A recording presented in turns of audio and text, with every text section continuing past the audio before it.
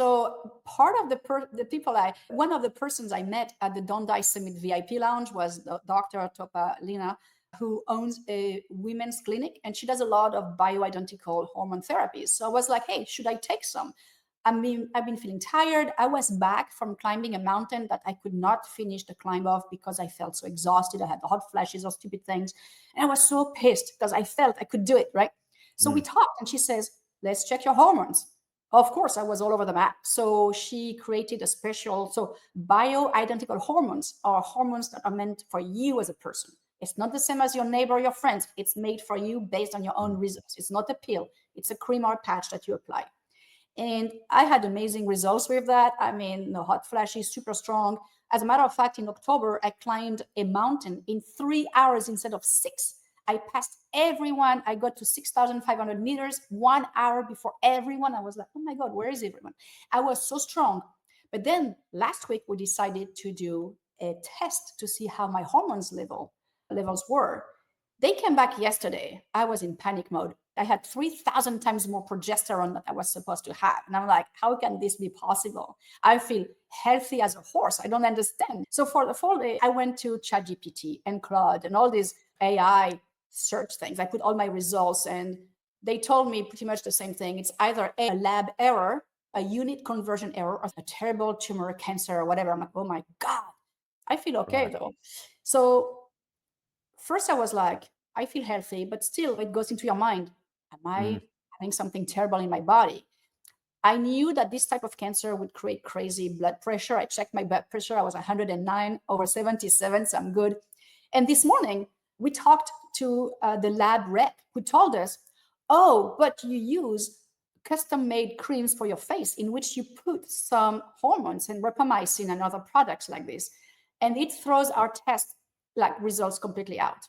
Right. Tell people before, instead of scaring them, say, do not take our saliva test for Yeah. bioidentical hormones if you have other things like that. But that makes you remember that if you do bioidentical hormones, do not take a saliva test, take a blood test to make sure you know your levels. Would you recommend it, and who would you recommend it to? Well, if I had known about it earlier, I would have started when I was like maybe 40, because that's when you really start seeing a dip in your hormones. I would not have Is waited it so just for long. women or for men as well? Men as well. Sorry, I love men too. Men as well. Even though the clinic I go to, it's called the MAM, MAAM, MAM Clinic in Folsom, California. Even though they do a lot of women, they do also take care of men because men have andropause. It's a big taboo, but they do face a complete decrease of their testosterone levels and other things. So they also help men with that. So I think everyone should look at their hormone levels around 35, 40 to make sure they have also, if they don't do anything, to have the data so that later on they will see when it decreases how they want to go back to where they were Yeah. before. Yeah. Fantastic. Well, Valerie, thanks for coming on again. Really lovely to talk to you. Where can people find out about your Substack and your talk in May, March, and everything else? So they can find about my Substack on valbiohacker.com. That's in English. If you speak French, it's biohacker.fr. In March, end of the month, I'll be talking at the Biohackers World Conference. If you go to Val Biohacker in the free section, you have all the dates and how to get 30% of your ticket. Otherwise, of course, follow me on Instagram, Valerie Orsoni. Great. And have you got more followers in English or in French?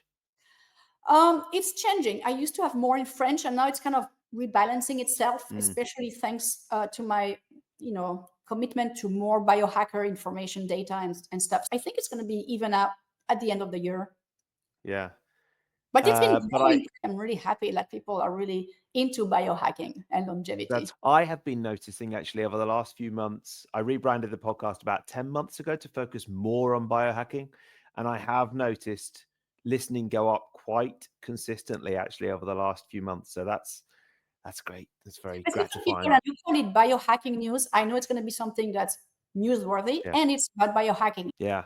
Well, that's it. I mean, I've been doing the podcast Zestology for 10 years. And when I launched Zestology, no one else was doing this. But then when I did some audience research about a year ago, people said, I don't know what Zestology means, but I do know what biohacking news means. I did the same on my Instagram handle. It's Valerie Orsoni Biohacker. So when you get to my Mm, account, you know it's about biohacking and health. yeah. Excellent. Very good. Very good. Valerie, lovely to talk to you. We'll speak to you again on Biohacking News soon. Thank you very much. Thanks, Valerie.